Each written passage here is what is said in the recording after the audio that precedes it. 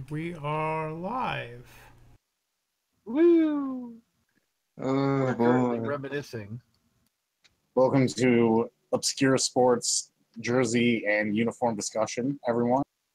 Yes. I am your Yes. host, Save Us Dog. Today we're going to explore the Arena Football League. Have you guys ever seen the Arena League jerseys that literally had camo? Like they wore camo pants? Oh, Jesus. Oh. I'll see if I can find a picture. Oh, I might Yeah. have a contender here for Arena League, the Florida Tarpons. Oh boy.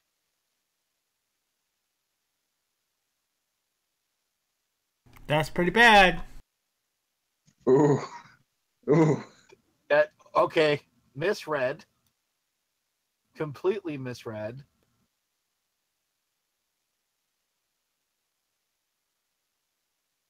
Oh Jesus. Wait, what did you think I That's said? actually a The sick Tarpons. logo. Really? The thing is, I like it, but it looks like a restaurant.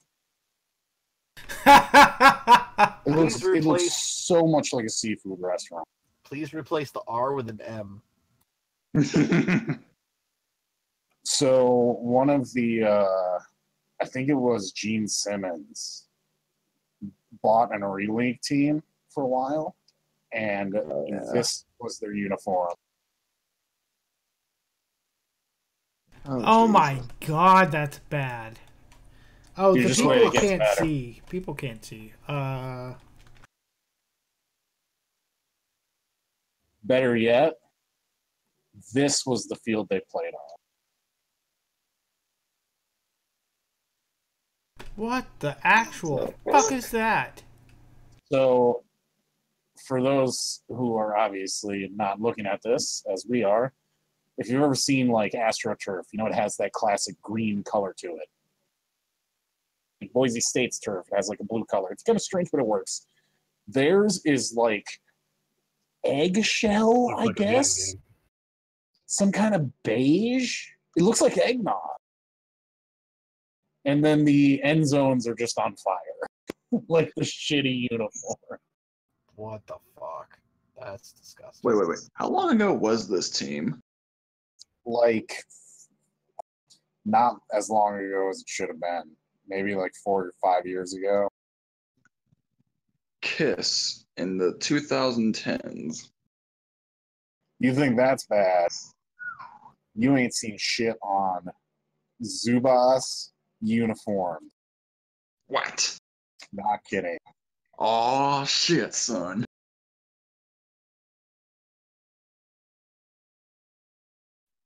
Yeah, again, it's like paying Kiss like what, a lot of money to play on Nitro that one time in 1999.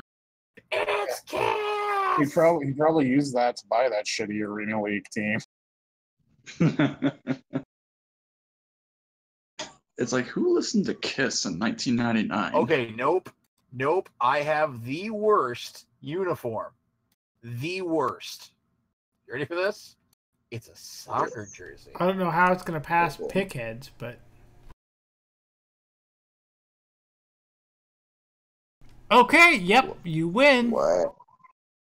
Look at the fringe! Yeah, the Caribou, Colorado. Oh my god, what the fuck is this shit? That's like legendary for how shitty it is. That's so bad! Dude, the North American Soccer League in that era was a haven for some of the worst jerseys Oh like my ever god, made. this is awful. What the fuck? Like, I don't think it could get worse. And then I say that, and then somebody else proves me wrong. Oh, we'll find a way to prove you wrong. Yeah, I can't think of anything possibly worse than that. One of the all-time best though is the original Iowa Barnstormers. Check this. Oh, stupid. I'll find another picture. If you just click on it, it'll show.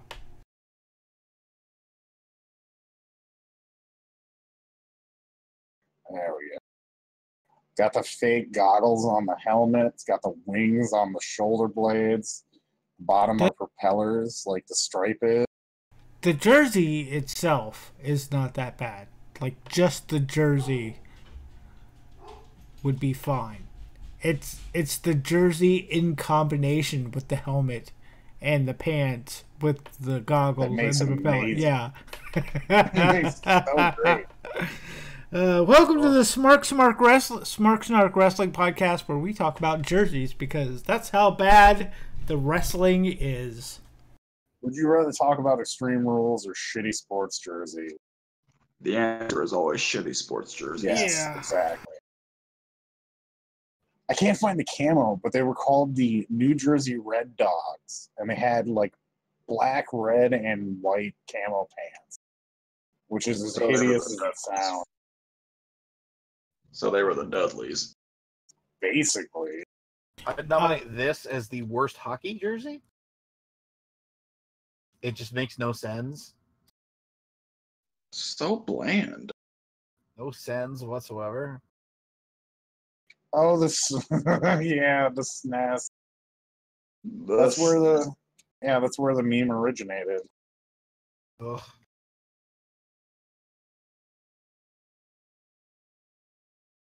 Jesus Christ. I mean, it could be these.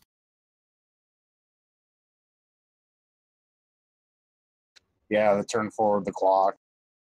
They're going to do that again, or they've already done that again in the MLB. They already Can't did, remember yeah. what. The Mariners did it for a game this year. Yeah, because Mariners Wait. are cool. We have a full format. Let's get this over with. Yes. It's Such excitement. I like these.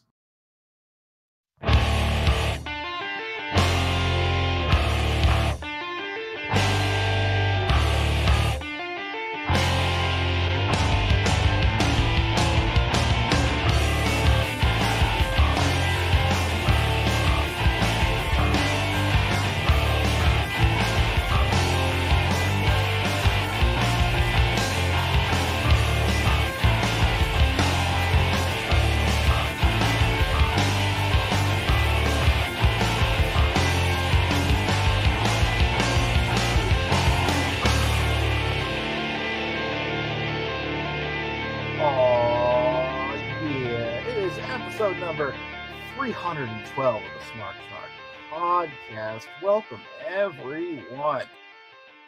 Check it out. I'm here with, Mega BR.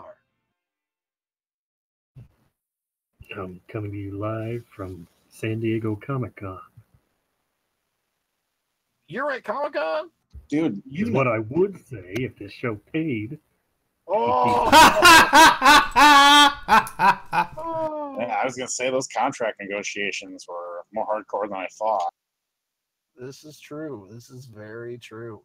Too bad I am coming from you live at San Diego Comic-Con. You're coming from them live? Yes, I'm coming from them live because I believe that's what Omega said. And Yank of DDS is here with us as well. Yeah. He exists. He's the thing. Also a thing is Shao Kahn. Do we really have to talk about Extreme Rules? Here, let's talk about how I bought a sick-ass Mighty Ducks alternate jersey for $50. Congratulations. And Save Us Dog. Well, you know something, brothers. Let me tell you, brothers. When you're getting recorded, brothers, already you know, old. brothers from another mother, brother. Listen, dude. It's already old. That's about how I imagine that whole scenario went down. Hey there, brother. Hey Let there, me tell you brothers. something, brother. We're at a new age, brothers, with the fangle-dangle phones, brothers. When you got your shriveled dick out, you're talking to your lady, make sure you keep it quiet, brother. Make sure you're not being recorded, brother. I have no words. Neither did the WWE Universe, as the WWE announced that Hulk Hogan has been reinstated to the Hall of Fame after a 3-year suspension. Hogan met backstage with all talents at Extreme Rules to formally apologize for his actions, telling them to be careful as you never know when you're going to be filmed. Hogan shook hands and hugged several talents after, with many of those not on the show left the arena. Mark Henry claims the reaction from the African-American talent is 50-50. The New Day put out a statement saying they are indifferent, which Titus O'Neil agreed with. Sure. What an apology. I imagine it's a total bullshit apology. It's just save face. Except he didn't apologize. Exactly. That was kind of He was just like, "Oh, I didn't know I was getting recorded." Like that was all he said about it. Not that he was sorry he said that word. He's just sorry he got caught. He basically didn't deny anything that he said in that video. Yep. No, he doesn't need to deny it. He needs to say, "Hey, I said that. I shouldn't have said that. It was wrong, and I apologize for it." Not, man, I didn't know I was being recorded. Well, wrestlers these days kind of suck at apologizing for things, so this isn't really... Hogan's not these days. The man's fucking how old? At least 60? 10,000 years old. Yes, he is 10,000 years old, and he is also not the most PC person in the whole world, and he's probably a little racist, which nobody is surprised by this. Just a little bit. Just a little bit. Here's the thing. Right smidge of racism. He's only racist against one type of people, so it's just kind of racist, you know? No. Kind of racist still means racist. It's a 1-0 kind of situation there, bud. Like, I appreciate the statements that Titus and the New Day made, and I'm sure it's got to be the weirdest spot to be in, because you can't. What can you do? You can't really do anything, and at the end of the day, it doesn't change how you've been treated. Especially if you're Titus, dude. I cannot believe he is still with that company.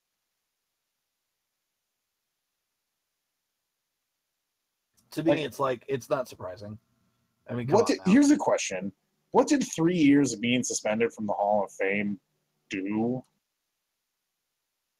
It cost some money, kinda. Kind of. Suspended from the Hall. I mean, really, that's the biggest consequence. He's got to do a humiliating, public apology tour. He was gonna have to do that out of the way, though. Like, was he actually not getting paid his Legends contract during this? Because that's never been said. Well, you see, brother, there's these things, brother, called gimmicks, brother. They go to Terry Bollea, brother, but Hulk Hogan didn't have his contract because Hulk Hogan has a 10-inch dick, and his 10-inch dick got his racist ass fired. Jesus fuck. He still got all that money from the Gawker case. That's true. Pretty much. I mean, that's pretty much what that led to. It was just handling the Gawker and that's case. and that's the whole reason why this whole situation happened in the first place. So he really had no consequences whatsoever. And he didn't apologize. He apologized. He's still getting. He did not. This not. I'm not even going to go there. Let's not. Yep. I think we should all agree that this is bullshit. Don't forget it, but we just need to move on from it because nothing's going to change, dude. It's Carney is as Carney does, and it'll forever be Carney business. I'm just going to quote Bad Luck. I'm just going to quote Bad Luck Fale. Fuck him. Pretty much. I mean, it's Hogan, so you know the kind of character you're getting into. And I mean, his body of work. Let's put it this way: some people. All right, so I'm going to sidestep this here. So some people that I saw compare this to Benoit as to the comparison being that while this person had, it was a great influence on the wrestling business, this one incident, quote unquote, tainted the legacy of this person and forever will, blah, blah, blah, and follow him around. And it's exactly like Benoit. Can we as rational, normal human beings just point out to y'all that double murder suicide is infinitely worse than racism? Well, here's the thing, is what I expect Omega will say in a moment.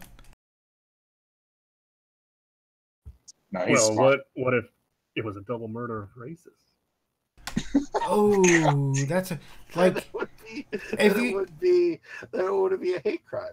if you double wait, I thought he said of racist. So like if you double murder What if it two was a like double actual racism murder? Nazis, like if you murder two Nazis, like actual Nazis. Well, oh, God. Not like, oh, you said a bad thing I don't like, you're a Nazi, but like actual What if it's a Nazis. child Nazi?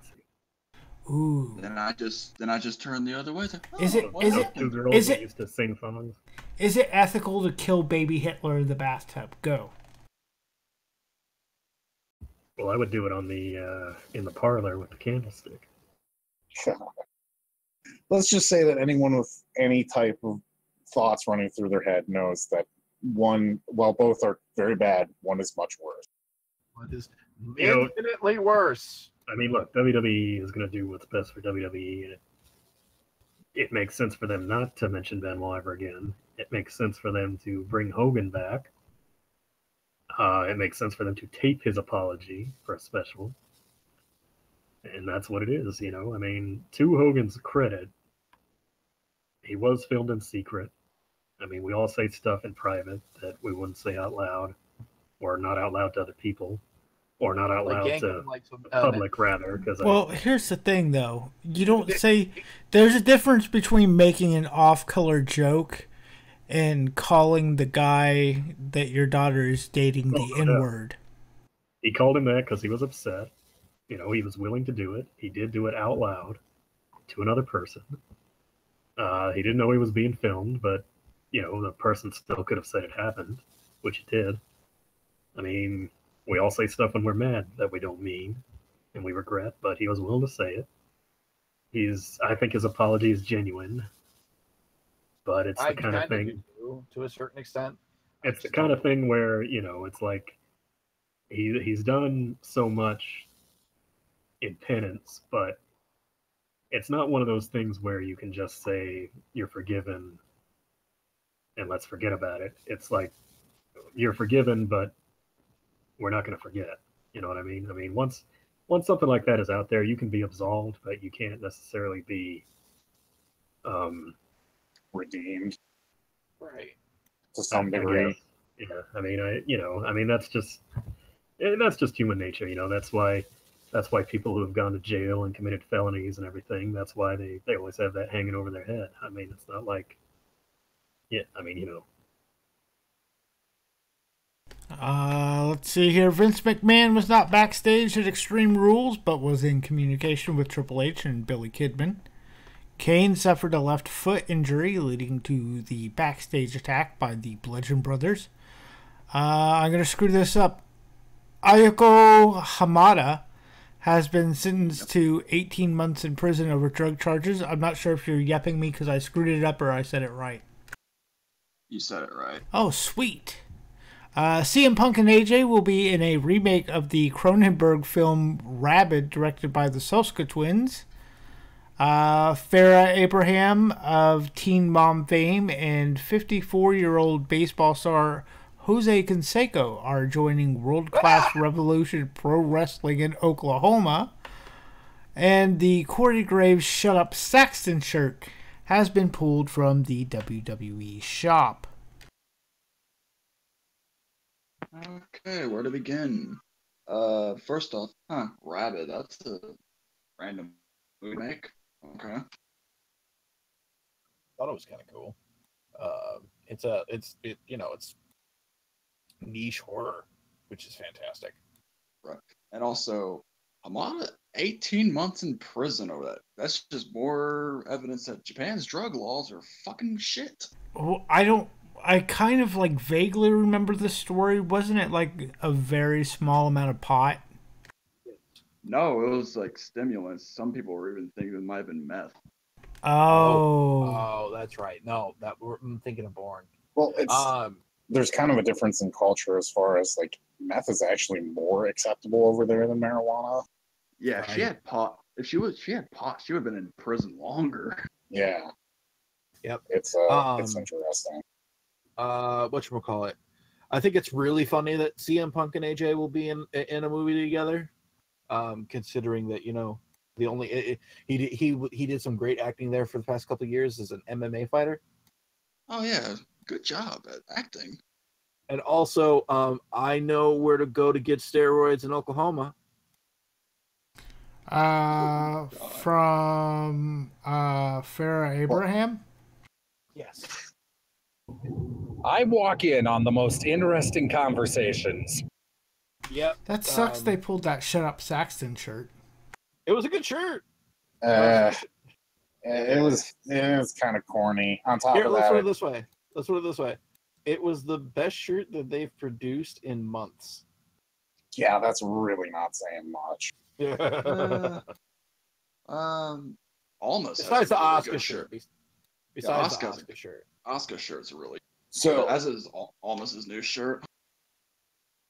prediction time, everybody. Since it's a Soska Twins film, or however you pronounce their names, they're big time horror fans. Who's gonna die in the movie? Punk, AJ, or both? Both Both. together. Both Sounds together. about right. They'll If be you- extras. If you ever want to check out these two, they're just kind of nutty. They're like goth, super goth, Yeah. super horror fans. They have a show. I can't remember what it's on. It's called The Elevator. It's like a horror game show. Yeah. It's, That Oh was, yeah, I've seen that. Oh, It's- they did "See No Evil" too. Yes, they did Yes. See No Evil 2 as well. They're Okay. very, very, very well known in the world of horror movies. And I'm not a huge fan of horror movies usually, but I loved Elevator. I thought that show was awesome. I might enjoy that. I'm trying to look at the. Oh, they did Josie and the Pussycats. Oh, one of them was an actor in that. Okay. Basically, the one thing that I've seen of Elevator, it might have been Elevator, it might have been Perfect Dark. I don't remember. It was on the Sci-Fi Channel. I was in a hotel room. Don't blame me.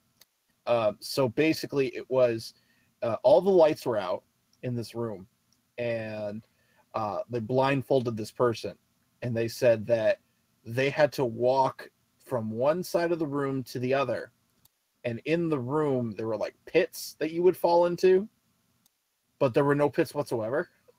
So you watch the people like walk around and tiptoe and like pat the sides of where they're going, trying to find the edges of stuff. It's fucking hilarious. Oh yeah, that's probably Elevator. That's the kind of shit they would pull. It's pretty brilliant sometimes.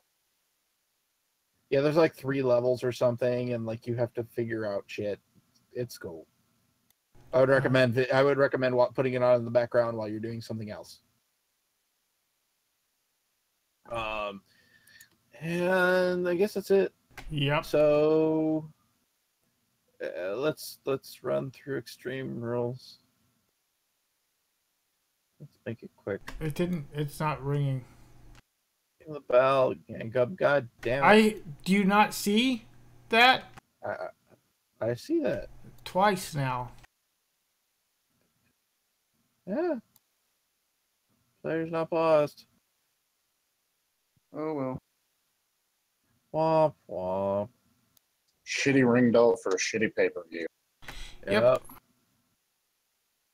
Oh, what the fuck? Oh, it's Kane with the twins. It's Kane and the Soska Twins. Because they made See No Evil 2. Was he in See No Evil 2? Yeah. Yeah. I have no memory of that movie at all. I Like, remember none. vaguely liking it in the first one, but I like shitty horror movies. Same. But they Wait can't a be minute. they can't be intentionally shitty. They have to be accidentally shitty. Right. So wait a second. Isn't the See No Evil franchise that one with Kane in it, or is that Yes. something else? Yes, that's what we were talking about. So why wouldn't he be in See No Evil 2? Because none of he us saw died it. in See No Evil 1. that never stopped Michael Myers or Right. Jason Voorhees Voorhees There or you Freddy go. Krueger. or Chucky. Chucky even alive to begin with? Yes. No.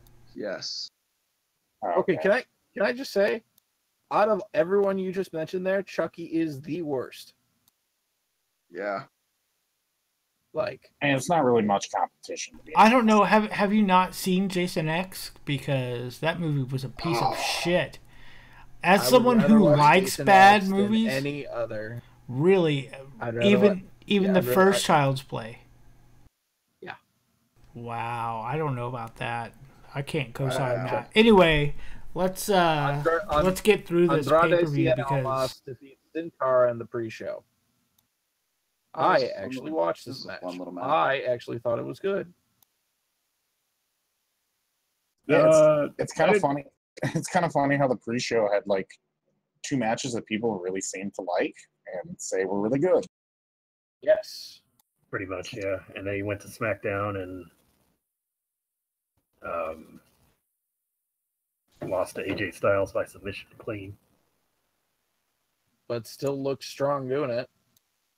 I mean, yeah, but Zelina didn't get involved, and I don't know. That's fine. Almas isn't that far up on the card in Yeah, WWE terms right now. So Right. him doing that with this If it is was any perfectly fine. if it was any other time in history, I would say, yeah, it's not that big of a deal. He had a match with the champion. It was a good match. He lost, but he can always come back. But we're at the point where WWE is going to be as financially wealthy and also creatively bankrupt as they've ever been. And this string of 2 or 3 pay-per-views since Mania has really sort of reflected that. I mean, they treat it's funny because they don't really treat Andrade like he's a star or not a future star. Like, he comes out, he has a match with AJ, he taps, goes to the back, whatever. And then they have Mandy Rose later in the show come out. She's got her special entrance, she's got her special camera effect, she's got her special marquee plate, nameplate, whatever you want to call it. And then she loses too. And it's like, well, and I know they want to make Mandy a big star, so that part of me kind of thinks, well, they're kind of just biding their time, but I don't know. It could easily go either way for anybody, especially All right. former I have a NXT theory. champions. I have a complete theory here. I don't want to go on a rant here, but No, you're heard, Omega, and this has been a problem since Tyler and Bailey got called up. But the NXT people and Bo too, the NXT people are very mistreated, and that they unless you're one of the people that are completely in, you're out, and it's very obvious that you are. But so how we have all these theories about maybe Vince getting too old to do this? What if he's not too old? What if he's just doing XFL shit and more focused on that? What do you guys think? Probably both. Seems like a more logical explanation is that it's just both. Right, and he's not able to continue on doing what he's been doing, for the past X amount of years because, well, you're getting older. I really got to wonder how the communication with H and apparently Billy Kidman was the one that was basically in charge, which is it's so goofy to think about because we were just watching like old school WCW like '97, and right? It's just like that guy is in charge. Okay, the guy who does the shooting star press is in charge of a whole bunch of shit. Weird. Speaking of weird, Sanity defeated the New Day in the table smash in the pre-show. The ending spot in this was weird. I gotta say, it is hilarious that the majority of the Extreme Rules card was really boring singles matches. And like one of the most exciting gimmick matches they can have, a tables match, was on the pre-show. Imagine buying the show or the network because of that match on the pre-show, and then you get the show that you got. Yep. It's just, oh, how bad. Yep. Ugh. It's just too bad. B Team defeated Matt Hardy and Bray Wyatt to become the new Raw Tag Team Champions. So this partnered with, I'd like to partner it with Shinsuke, defeating Jeff Hardy to become the new United States Champion. Twitter post recently suggesting that they're leaving the company. What? Who's leaving the company? The B team? No, the Hardys. Pay attention. Oh, Jester. the Hardys. He's driving. Leave him alone. Get off your phone, Net Jester. So why would they leave? Yeah, why? This doesn't really make a whole lot of sense. Contract's over with. Going home to rest. Maybe re-debut in 3 months with a broken tag team gimmick. Okay, then. Seems kind of weird considering how much they touted finally being back home. I don't know, man. I mean, that's really like they had a Twitter post up that says, hey, we're leaving. Peace. With them walking away with bags from the pay-per-view. Like maybe it's time to hang it up or some bullshit. Like they're gonna retire. But here's a question: why did Hardy even have a successful defense with the titles? No. I don't know. I guess I could see it, but it just seems kind of weird. It's very weird. Very, very, very weird. Moving on, we have Finn Balor defeating Baron Corbin. I fell asleep in the middle of saying that. This match was. Oh, what? I lost my Could train have of thought. easily been on the pre-show. Should have been on the pre-show. Yeah. Constable Dog. I know I've said it before, but Baron in that little fucking shirt and outfit just looks so corny. It takes all of the intimidation away from him. Look at this nerd. He looks like the kid who got out of Sunday school, and now he's running around while everyone's at the potluck. So, I'm willing to take a bet here. The next time they're in London, Constable I wanted to call him Corgan, like Billy fucking Corgan. Constable Corbin. Name. Constable Corbin comes out in an actual constable's uniform, or there is a segment in which that someone tries to put him in a constable's uniform, hat, or stick thing. Or Hello, worse. Keys to No, Bats. I've got a worse one for you. He comes out of a police box. Oh Lord. Yes. He comes That out would of be the I police would call bark box. my ass off. I would lose my shit. I would laugh so hard. The only way I would mark for that. Hold on. The only way I would mark for that is if after he walked out of the police call box, the camera looked inside and it was like huge on the inside. No. I don't think WWE gets the Doctor Who. No, people would just be like, "Who? Who are you?" Well, go away, because it's Baron Corbin, and no one really cares about Baron Corbin. New Day can always mention it when they're cutting a promo coming out to the ring. Yep. Who? Doctor Who? All right. In the best match of the night, Carmella defeated Asuka with James Ellsworth in a shark cage to retain the SmackDown Women's title. Shao Kahn, your thoughts? Where do you even begin with this, dude? I asked Shao Kahn. I know. I'm asking Shao Kahn as well. Like, where do you begin tearing this? It's like an onion. The more you peel, the shittier it gets. So it's like an onion that rotted from the inside. Just like my soul. Well, I don't use the term often, but they buried Asuka. This is a flat out burial. Like, she does almost nothing in the match and gets distracted and gets her head bonked on a cage, and that's how you beat her. This woman was undefeated for 2 years, by the way, and then she lost at WrestleMania. And how many times has she won since then?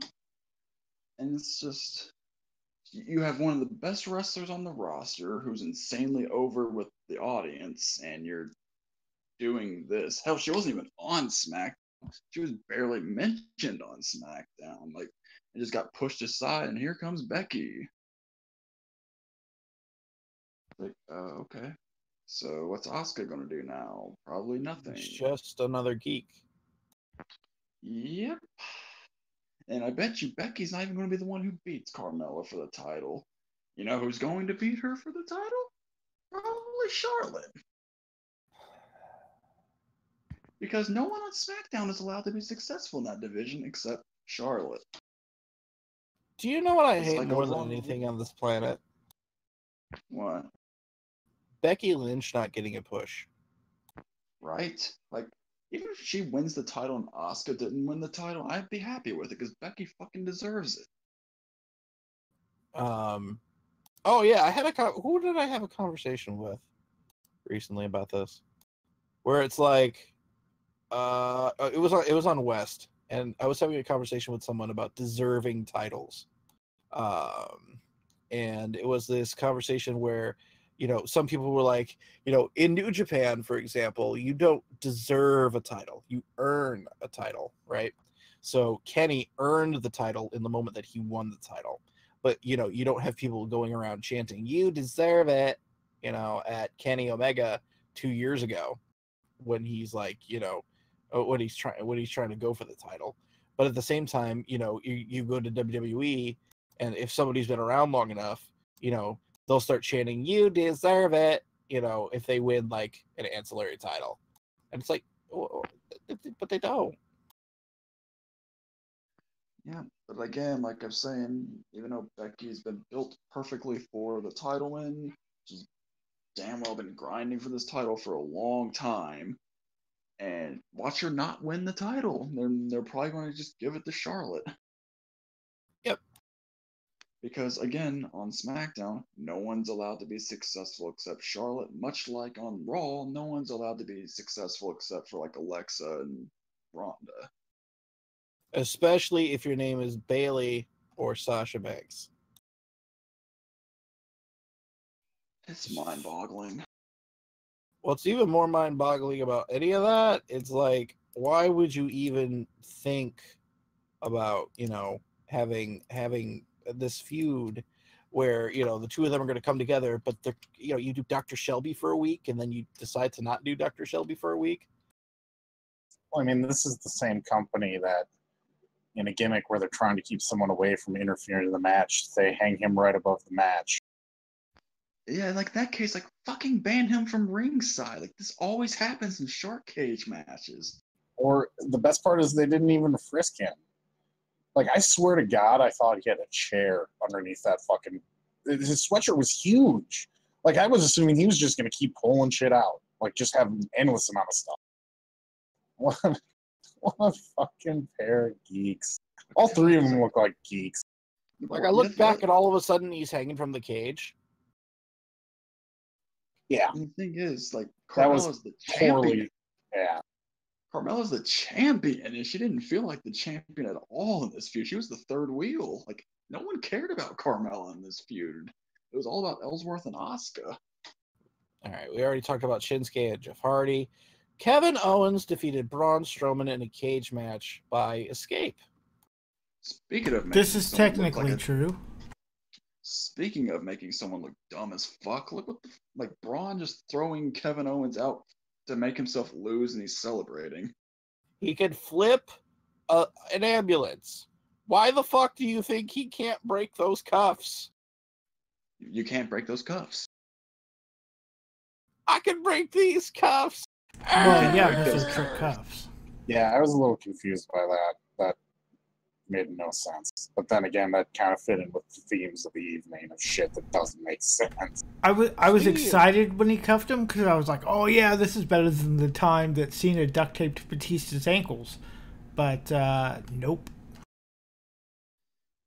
Kevin Owens better get a big payoff for taking all these massive fucking bumps lately.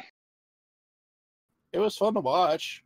I think he really he- fucked himself up though. Like he got thrown off a big ass ladder through tables. Then he did the porta potty thing, and now he gets thrown off the cage through an announce table. Like, damn, are they trying to kill this guy?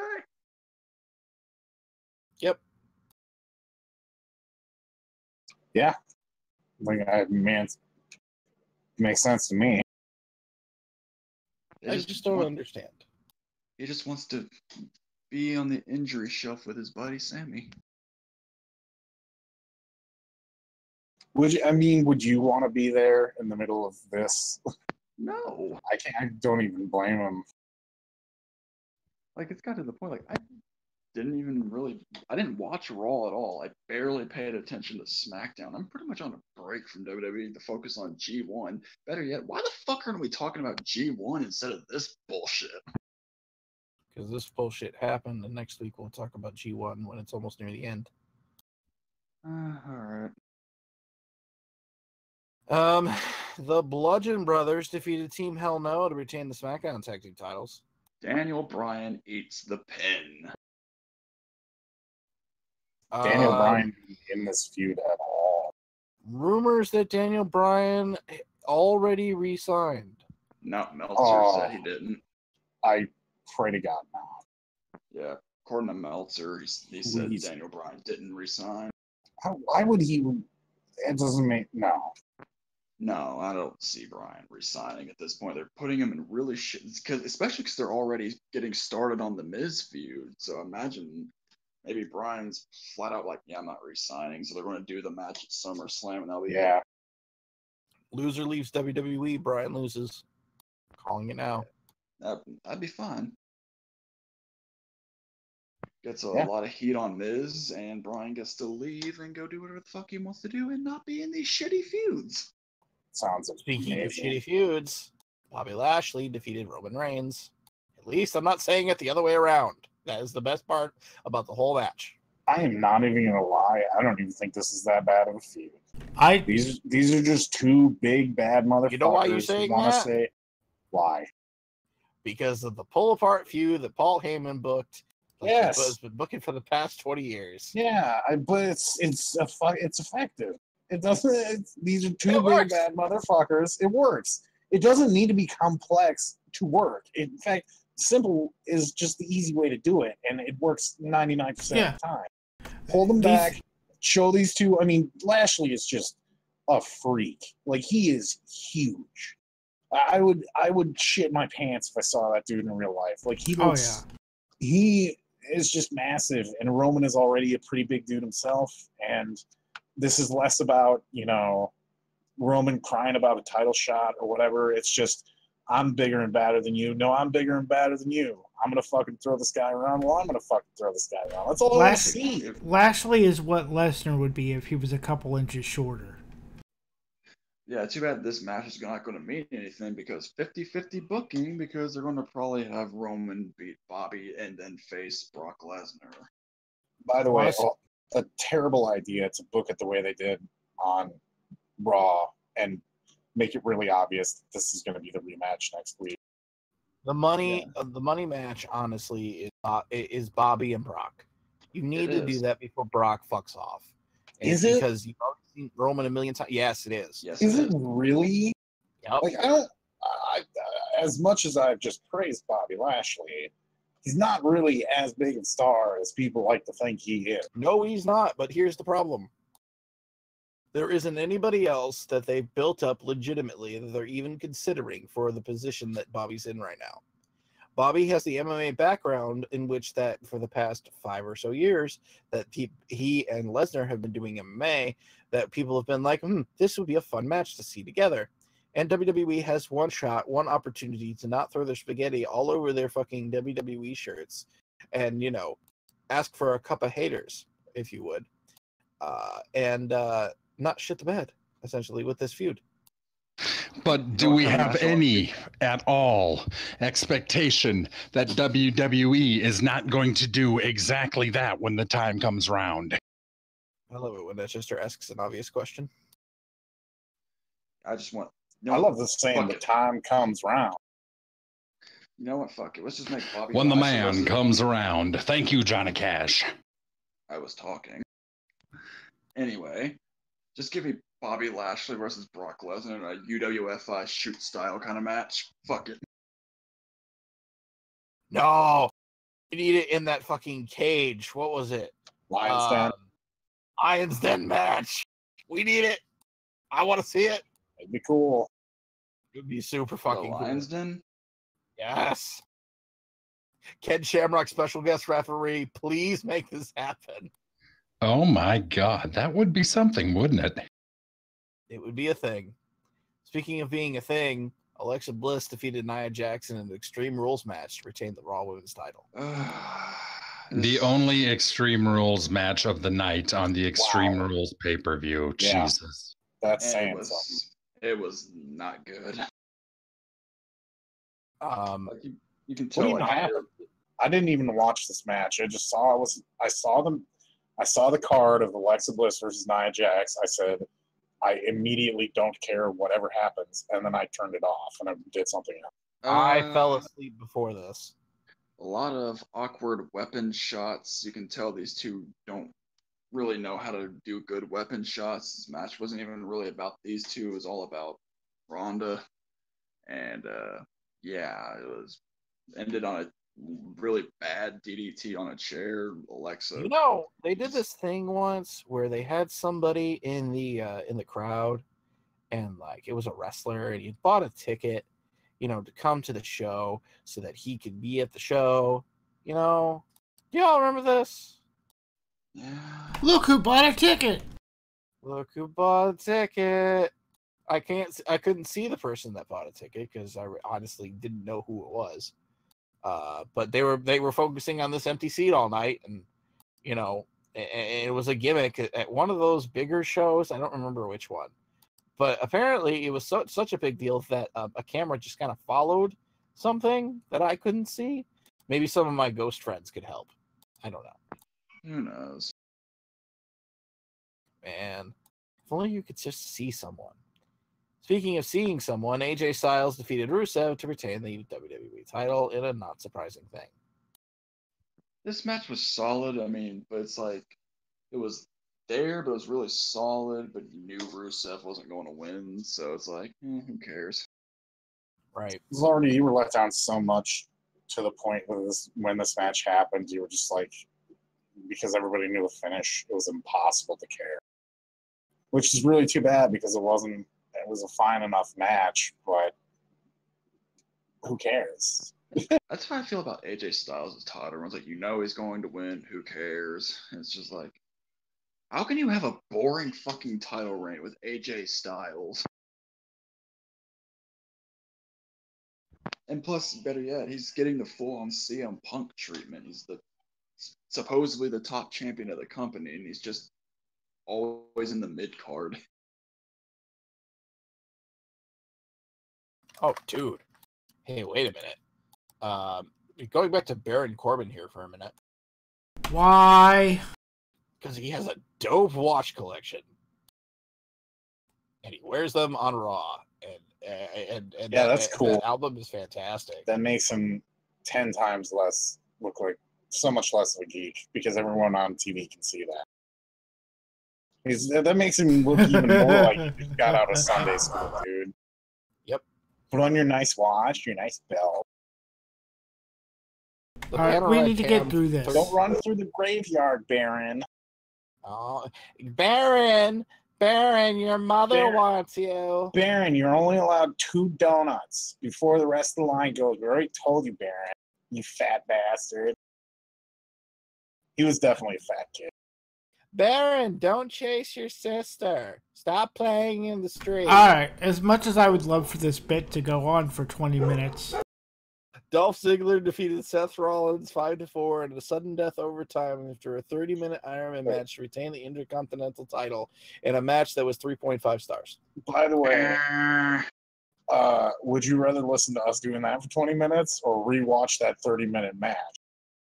Baron, 30 plus. Baron, come here. You gotta wash your face. Okay, here's what happened with this match. Everyone's like, "Oh, well, why is the crowd doing this?" Well, here's why.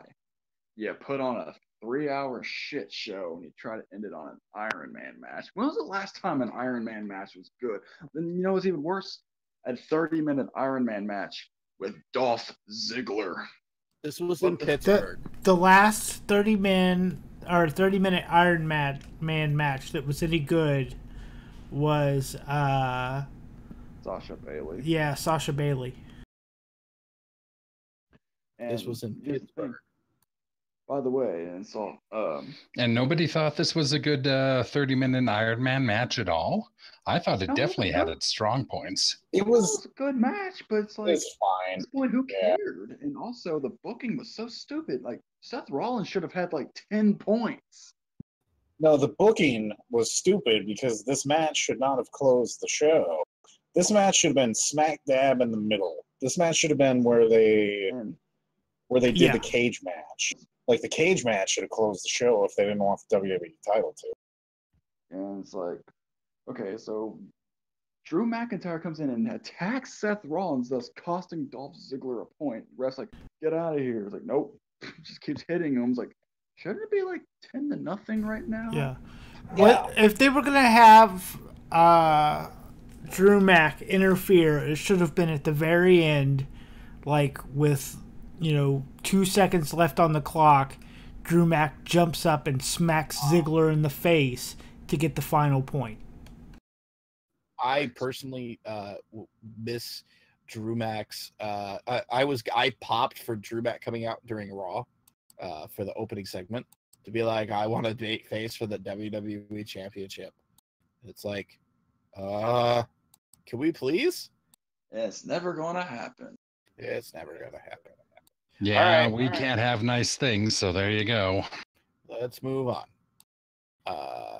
Because we're at the end of the pay-per-view and it's time for 15 minutes. 4, 3, 2. Never again, please. Dear God, never again. Hilarious. Oh, can before we move on, can I just say no? Can I just really quickly say Seth Rollins being salty about the crowd on Twitter? Come on, dude. Like, you don't have to be that big of a little bitch. For real. Yeah, that match was fucking... You know the match was below average. You know it's not really your guys' fault. That the crowd was just bored because the rest of the show was shit. Quit being a little bitch about it.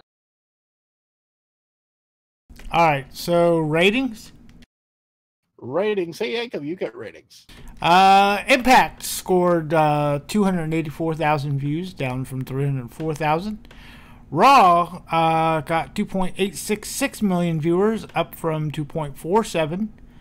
SmackDown scored 2.293 million, up from the previous week's 2.183 million. And that's it for the ratings. Okay, and with the birthdays, it's Dog. Okay.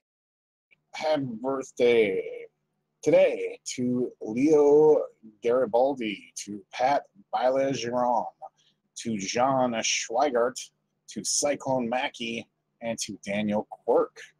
And then tomorrow, happy birthdays to David Sheldon, to Sonny Fargo, to Don Choi, to Frank Robinson, to Rudy Navarro, and to Daniel Pacheco. Then on the 21st, happy birthday to Bob Orton Sr., also to Sky Lolo, to Ted Heath, Frank McKenzie, Joe Brunetti, and Billy Widener. And then on the 22nd, happy birthday, I guess, to Fabulous Moolah. Also to Hiro Matsuda, David Javon Eric, La Dama and Masquerada, and Prince Elaki Ali Hassan. You know, if you don't wish her a happy birthday, she's going to show up in your Pornhub search, right? Oh, Jesus Christ. I mean, Oh she'll my probably God. bring in plenty of, prostitutes with her, so that's probably a good thing. No, it's just her. Oh, Solo vids. well, I'm lonely. What can I say? Also, happy birthdays on the 23rd to Pero Aguayo Jr., to Danielle Aldana, to Sunaharu Sugiyama, and to Jay Clayton. Then on 24th, happy birthdays to Tony Altamare, to Vincent Lopez, to Galton Young, to Billy Redwood, and to Tony Canales. And then on the 25th, to Woodrow Wilson Woolwine, to Enrique Torres, to Pat McGill, and to John Ruddock. Those are the birthdays. Thank you, our resident silver fox hunter, Save Us Dog. And now it is time for This Week in Wrestling with Mega BR. Yes, this weekend, wrestling history, circa 1976, with a beauty pair of Jackie Sato and Maki Ueda defeat Cheryl Day and Jackie West for the vacant WWA World Tag Team title in Tokyo, Japan, beginning their second reign. Jump to 1989, where WWF held a marathon taping with over 20 matches taped for Superstars in Primetime Wrestling at the Centrum in Worcester, Massachusetts. The Brainbusters of Tully Blanchard and Arn Anderson defeated Demolition to win the WWF World Tag Team Championship in a 3 falls match, when Anderson pinned Smash to win the third fall after Blanchard hit him with a chair. And in 2005, WWE broadcast Raw from the Wachovia Center in Philadelphia, Pennsylvania, featuring Edge defeating Kane in a steel cage match, John Cena defeating Snitsky in a lumberjack match, and Kurt Angle defeating Matt Striker. And that was this weekend. Wrestling history. Happy trails. Happy trails this week to Masa Saito, who passed away at the age of 76 due to complications from Parkinson's disease. Happy, more somber happy trails to indie wrestler Virgil Flynn, who worked for APW, Hood Slam, and GFW.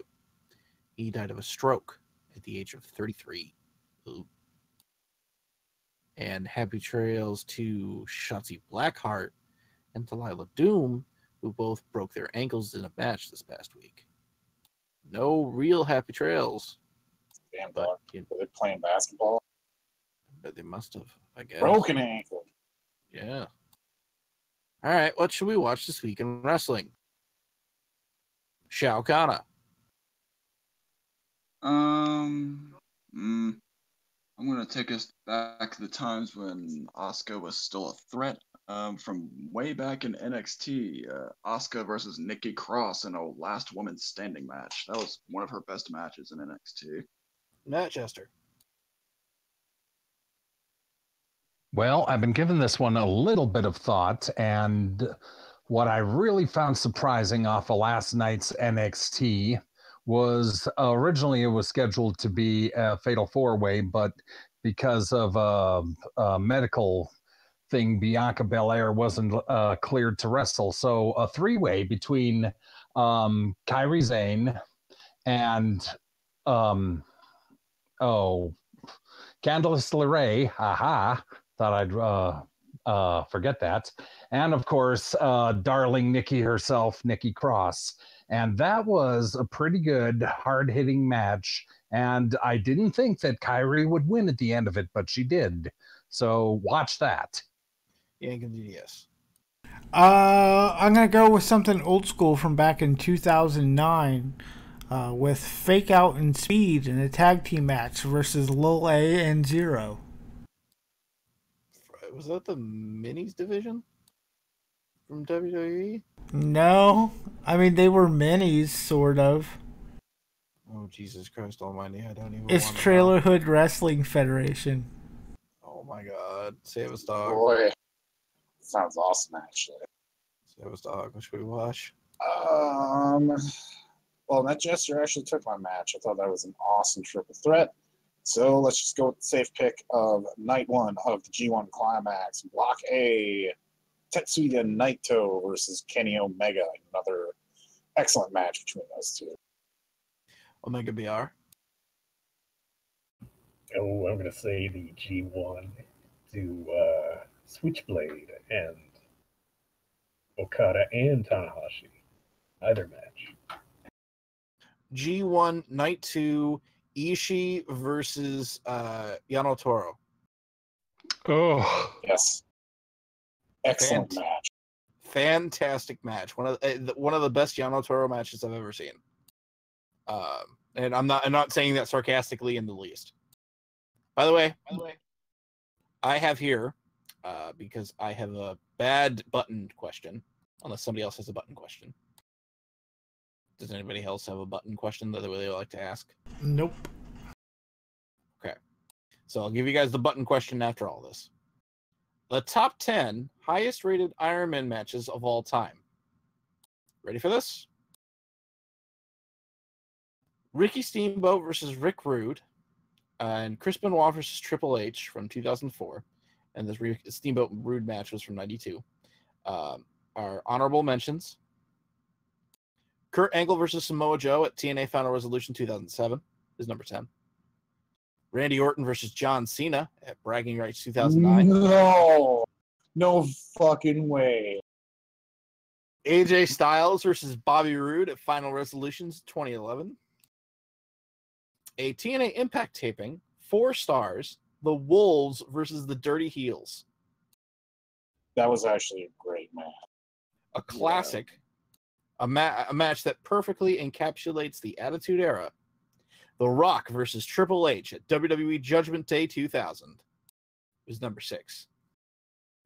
AJ Styles versus Christopher Daniels from Bound for Glory 2005. Yes. Number 4 on this list, which is technically tied for second. Bayley versus Sasha from TakeOver Respect. Tied with Kurt Angle versus Brock Lesnar from a SmackDown taping in 2003. Bret Hart versus Shawn at WrestleMania 96. And then the number 1 match, the number 1 highest rated Iron Man match of all time, rated by The Melts. AJ Styles versus Christopher Daniels, again on this list, but from TNA Against All Odds 2005. So if you want to go watch a cool Iron Man match, you go watch AJ versus Chris from 2005 in the glory era of fucking TNA. Because let me tell you, anything from before Kurt Angle, so right before Kurt Angle comes in, is fucking money from TNA. Absolutely. Especially from those two, man. All right, everyone, I got a special button for you to press. It's a very simple one, and I think it will just spark some various debates. Kenny Omega and Daniel Bryan switch places. So Kenny Omega is stuck in WWE in a contract that we don't know he's actually going to do. But Daniel Bryan is just coming off one of the best years of his life. And he's and he's had a run in New Japan as the leader of the Bullet Club. Do you press the button? Nat Jester. first of all, Team Hell Love. Okay. Has an interesting ring. Hell. It would be Love Hell. Love Hell. Okay. Oh man. As much as I love Dirk Dick Butt, I'm gonna have to say I won't press the button because Kenny, I think, deserves everything that he had in NJPW, and I wouldn't want to take that away from him, even though I'd wish that happiness on Brian, but nope, not going to press the button on this one. Kenny Omega marries Brie Bella. Think about that for a minute. Oh, God. Omega BR, do you press the button? Probably not. Seems a little weird. I think, I'm not sure a whole lot would change, to be honest. They're very similar in a lot of ways. Right, I agree. I mean, I have my reasons for not pressing the button, which is my choice. Samus Dog. Sure, why not? Let's press the button. Let's see what happens. You press the button. Yeah. So Kenny Omega teams with Kane and does he pretty much does everything. And then he gets the neck injury, marries Brie Bella, comes back, does all that other nonsense. I think it would be cool. I think it would be funny. I think it would be really. I think the other side of it is seeing Daniel Bryan have that type of run in New Japan would be unbelievable. So yeah, why the hell not? Everyone else is saying no. I'm going to do it. Shao Kahn, do you press the button?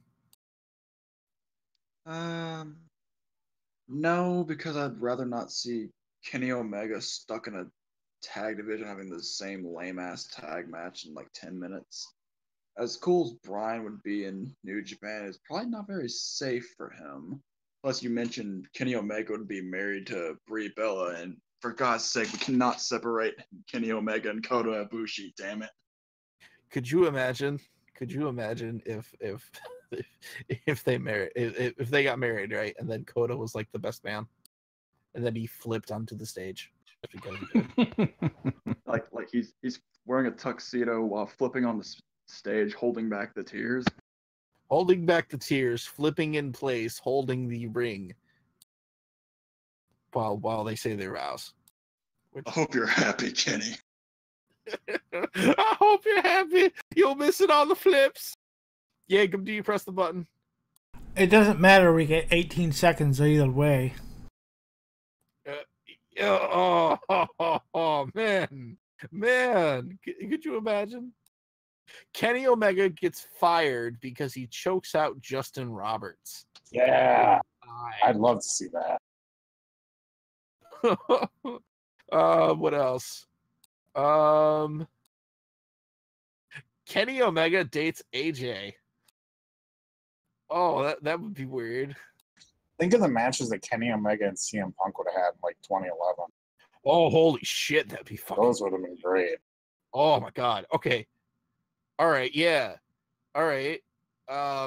Daniel Bryan versus Okada, or CM Punk versus Kenny Omega. That's really the options here. I mean, that's the, if you look at it like in a long-term professional wrestling sense, that's the two options. Personally, I wouldn't press the button because we wouldn't guarantee necessarily that he would have the same run that Daniel Bryan did. And he would probably languish in the mid card a little bit more because he's a little bit different than Bryan. But at and the fact that you knew that Daniel Bryan was a star, like even back in 2004, 2003, when he was going around the Indies, you knew that Daniel Bryan was going to be a huge thing at some point or another. Kenny Omega, not so much.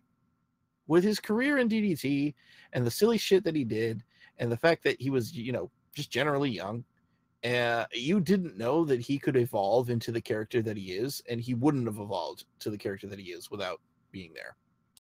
All right. Yankum is giving me the go home sign, so we're going to go home. Thank you all for listening. We appreciate it. Podcastthemes.com. Thank you for our theme. You could check us out online, SmarkSnark.com, Twitter.com, Facebook, all that stuff. Like, follow, share, subscribe. Make sure you smash that like button and hit subscribe on the YouTube channel. We really appreciate it. Thank you all very much for listening. And we need to find a close.